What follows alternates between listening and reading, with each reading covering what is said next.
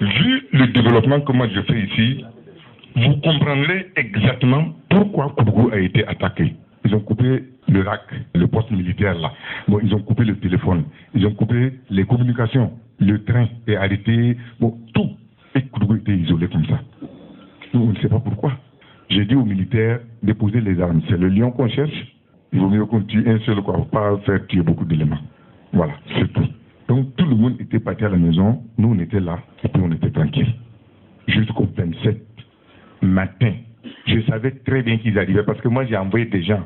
On a pris même mes éléments, et puis mettre comme parapet devant. Comme ça, si nous on va réagir, bon, on va tuer nos éléments.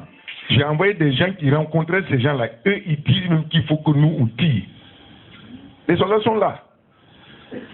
Si lui il dit rien, là, s'il dit rien, moi je vais tirer même aujourd'hui là.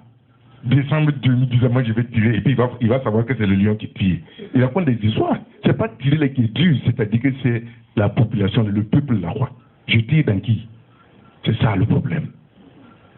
Ah oui, pour un révolutionnaire là, le souci là pour le peuple là, il est très majeur. C'est comme ça. Donc, j'ai dit on ne tire pas. J'ai dormi dehors du 15 au 27, toujours dehors sur ma terrasse. À 6 heures, on vient me réveiller pour dire que non, les gens sont arrivés. Et donc, de Bobo, de Tougou, eux, ils ne sont pas venus. Ils sont restés au niveau du pont là. Ouébia, eux, ils ne sont pas venus. Ils sont restés à Yako, ils disent qu'ils ne descendent pas. Fada rejoint Douri, et puis paf. Et tous ils démarrent. Il y a certains qui ont pris la route de Yako, passer par Siglé, Tindi, pour venir à Koudougou. Bon, allez, un gros lot là maintenant directement sur le goudron. Allez, on s'en va. Bobo arrive, de Gawa, de Godin, pour venir par Sambisco, direction Koudougou. Allez, de Sabou, direction Koudougou. Et puis, le lion est là couché seulement en de dormir. 27 matin, 6 heures là. On vient me dire, ah, les gens sont là. Je dis, bon, ok. Pas de tir. Laissez-les.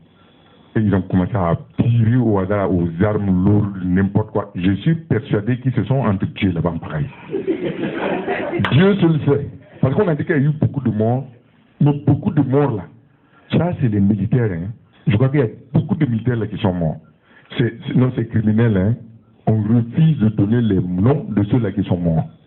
On dit que non, qu'il y a eu beaucoup de morts. Mais non, nous, on n'a pas tiré là. On était là. Moi-même, j'étais sur ma terrasse. Je me suis levé. Parce que le plan de défense de Koudougou, moi je suis militaire et eux tous ils le savent, c'est-à-dire cette armée-là, si jamais ils jouent avec moi là, pour envoyer cette armée-là pour me prendre moi tout seul comme ça là, moi je suis persuadé là que je vais, quand ils verront que j'ai tué 1000 là, ils vont foutre le camp. Mais oui, mais j'ai appris et je connais. C'est pas question de whack, c'est question de savoir. Et le lion là, c'est pas n'importe qui, mais c'est un sportif là. Et puis, il est opérationnel, c'est tout. Comment? Il parle de WAC. Quel WAC? Vous ne voyez pas comment il est bien formé? Donc, le problème, c'est ça. Ils sont arrivés, j'étais chez moi, et comme je sais ce qui se passe, les militairement formés n'étaient pas informés. C'est les militaires qui savaient qu'il ne fallait rien faire. Or, dans ce cas de figure-là, les militairement formés, j'avais dit regroupement. C'est-à-dire, au cas où on va nous surprendre dans une attaque, nous, on devait se retrouver au stade Maurice Yamerogo. Ceux qui connaissent Koudougou là, c'est sur la colline là. Tout le monde se retrouve là-bas, on va sortir côté est. Il faut que la guerre là se fasse là, dans la nature. Les militaires doivent aller là-bas là, jouer avec leurs cartouches réelles. Il ne faut pas vous jouer parce que les civils là, ils vont prendre les balles là inutilement.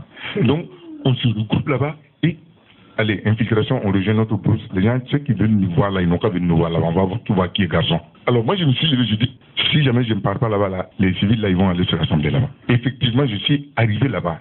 On a accusé, on est parti prendre la chef pour dire que c'est l'indiscrétion. Alors que c'est au fait. Ok. Au fait, c'est ça. Je suis parti au terrain. Les premiers éléments qui sont arrivés, je les ai organisés. J'ai dit non, restez là.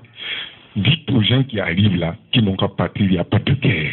Voilà. On est parti attraper la chevette comme quand on m'a vu là-bas.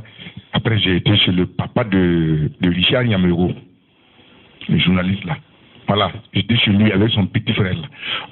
Gérard, on a échangé devant la porte. Le vieux est sorti comme mon fils, vraiment. Oui, non, il ne faut rien faire. J'ai dit, mais papa, je suis là avec vous, vous n'entendez pas tirer, rentrez. Rentrez, c'est dangereux pour vous là. C'est pas moi qui tire, c'est qui tire, moi je suis ici les bras ballants. C'est eux là qui tirent là. C'est pas le moment. Moi, donc j'ai tourné maintenant dans la ville pour essayer de dire à la population de rester à l'intérieur parce que les balles perdues là, c'est très dangereux. Au moins j'ai réussi. Il y a un seul qui a été tué par balle perdue. Là même, c'est même pas une balle perdue. Il paraît qu'ils ont envoyé un obus là qui est venu tomber. Le type là, il est maintenant tombé. Bon, et puis voilà. Ça l'a accompagné avec le capalo là quelque part. Tous les autres qui ont été tués à Koudougou, on a tué 11 de mes éléments. Ça, c'est après, dans un calme plat, inutilement et brûlé.